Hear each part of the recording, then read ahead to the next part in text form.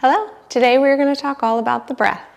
The breath is the main thing that separates the physical practice of yoga from other forms of physical exercise. And it really is such a simple and powerful tool that you can use to shift your energy. It is accessible to everyone at any time, anywhere, to help achieve a desired emotional state.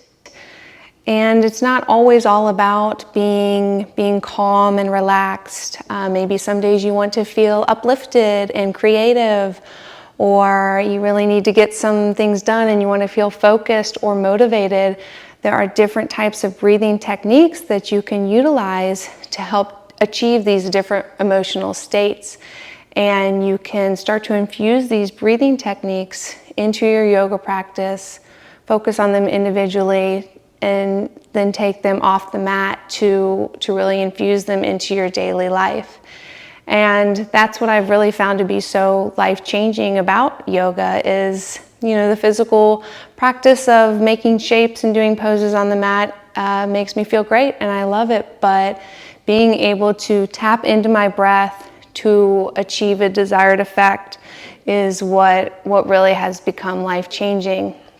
I'm sure all of you have had a situation in your life, maybe where, you had a busy day ahead of you and you snoozed the alarm clock a few too many times, so you woke up late, then you burnt the kids' breakfast, couldn't find one kid's favorite pair of shoes, the other kid spit toothpaste all over his favorite stuffed animal, and then you finally get everybody into the car to head out for your day and you realize that the gas tank is empty. It's those moments in your life that having the skill of tapping in and controlling your breath can really change your life, can really change your morning around so that it doesn't snowball into this chaotic mess of a day.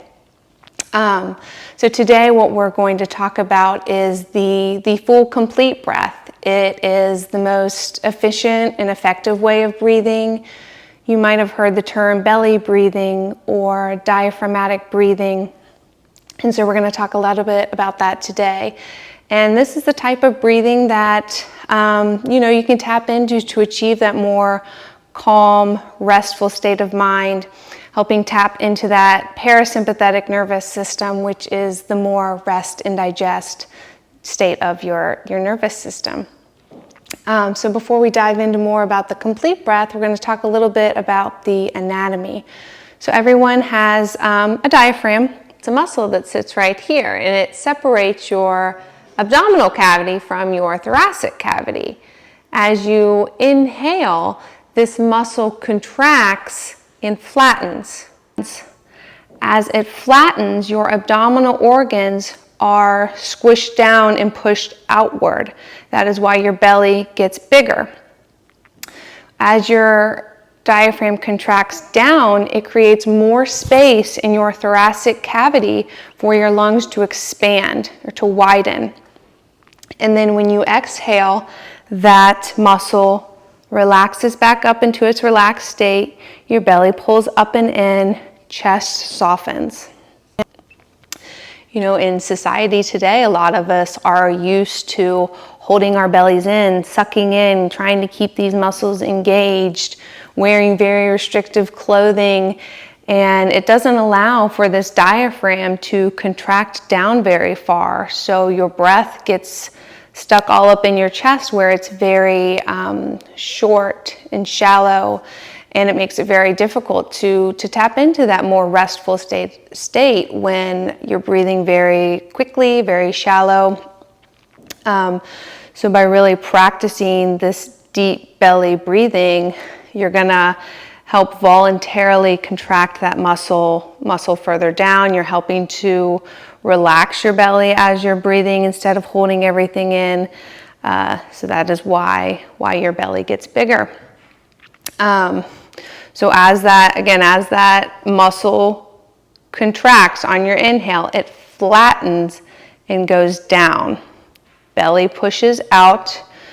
Your ribs can get wider from right to left. Chest expands front to back collarbones lift, just creates a lot more room in your thoracic cavity.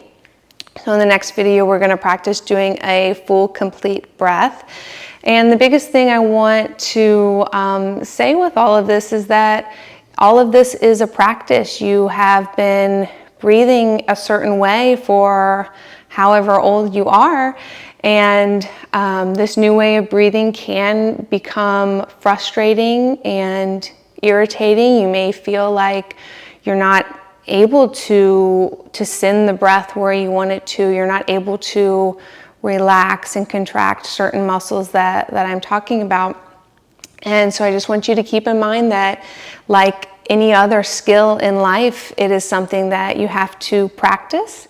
And if you find yourself trying to do these deep belly breathing exercises and you're feeling frustrated, to let it go and return to a normal breathing pattern that feels good for you, and then return and practice the belly breathing when it feels good for you.